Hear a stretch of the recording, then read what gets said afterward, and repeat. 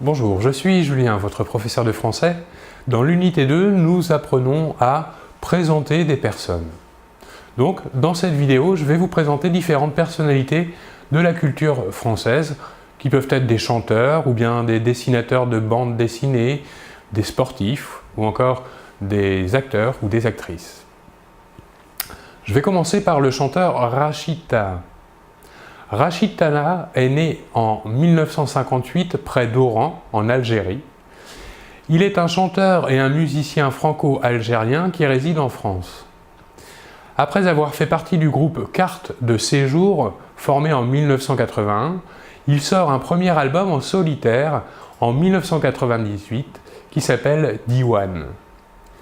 Ses inspirations musicales recouvrent différents styles tels que le raï, le tchahabi, la techno, le rock'n'roll ou même encore le punk. Ici, nous voyons bien un artiste multiculturel. Autre présentation possible d'une personnalité, ici Zep, qui est dessinateur de bande dessinée. C'est un auteur suisse de bande dessinée. Zep, de son vrai nom Philippe Chapuis, il est né en 1967.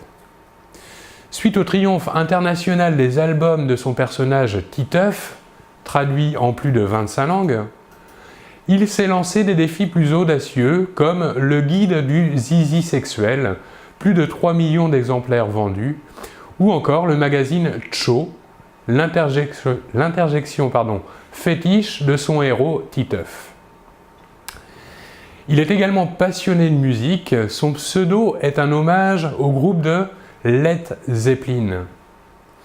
Il participe à de nombreux projets musicaux dont il a signé plusieurs textes et réalisé de nombreux graphismes. Passons maintenant à Tony Parker. Tony Parker est né à Bruges en Belgique en 1982. Tony Parker est un joueur de basketball français. Surnommé TP, l'abréviation de son nom et prénom Tony Parker, à prononcer Tipeee avec l'accent américain. Il joue maintenant dans l'équipe des Spurs de San Antonio depuis son entrée dans la NBA en 2001.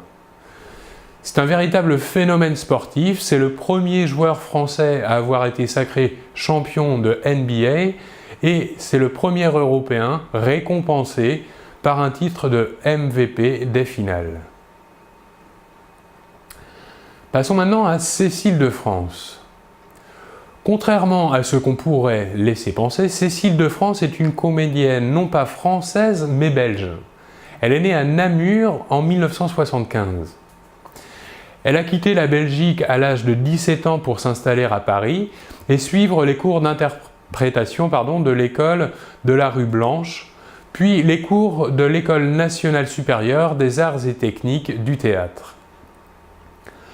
Diplômée en 1998, elle se fait vite connaître du grand public au théâtre ou encore à la télévision, puis au cinéma.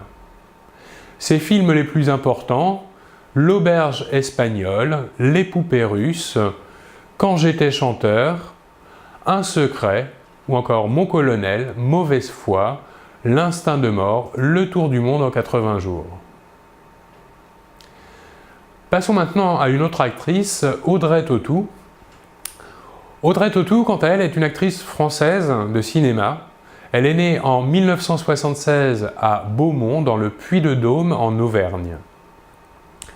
Elle a abandonné ses études de lettres pour étudier l'interprétation au cours Florent.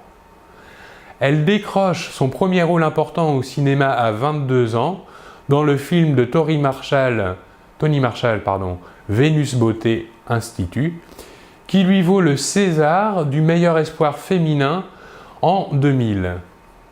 C'est en 2001 qu'elle devient mondialement célèbre pour son rôle d'Amélie dans le film de Jean-Pierre Jeunet, Le fabuleux destin d'Amélie Poulain.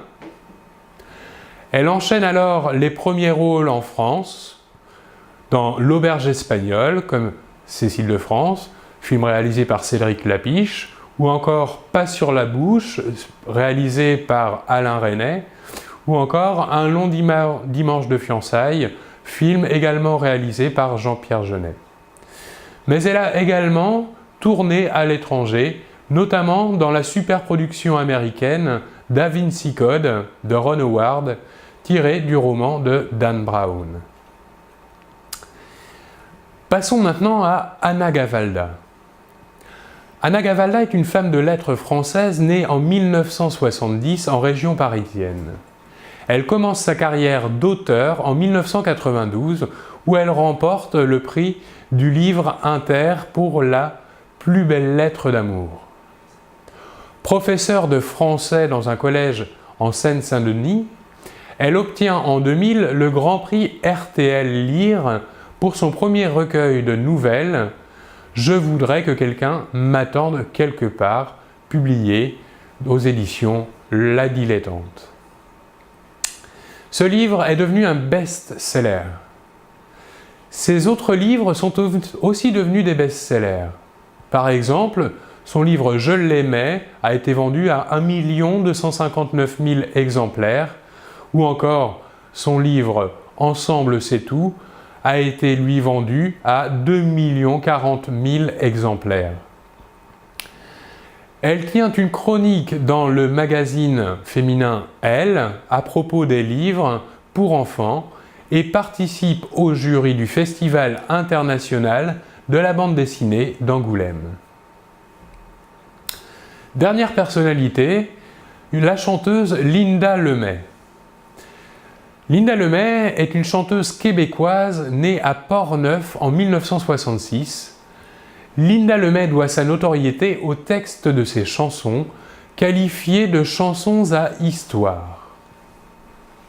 Après des études littéraires, elle remporte en 1989 le prix auteur-compositeur-interprète du Festival international de la chanson de Granby. Les Français la découvrent en 1995 avec La Visite, titre dans lequel elle décrit avec justesse l'hypocrisie des réunions familiales. Elle ironise sur tous les travers du quotidien, avec par exemple « Chérie, tu ronfles » ou encore « Je veux pas de chien ». Sa connaissance des relations franco-québécoises lui inspire de vraies perles comme les Maudits Français. Linda Lemay chante aussi l'amour, Au nom des frustrés, ou encore Le vieux garçon, ou Ne t'en va pas, qui décrit de façon bouleversante son attachement à son père. En 1996, elle remporte le prix spécial et le prix du public du tremplin de la chanson des Hauts-de-Seine, et en 2003, elle est lauréate des Victoires de la musique. Voilà comment il est possible de faire la présentation d'une personnalité.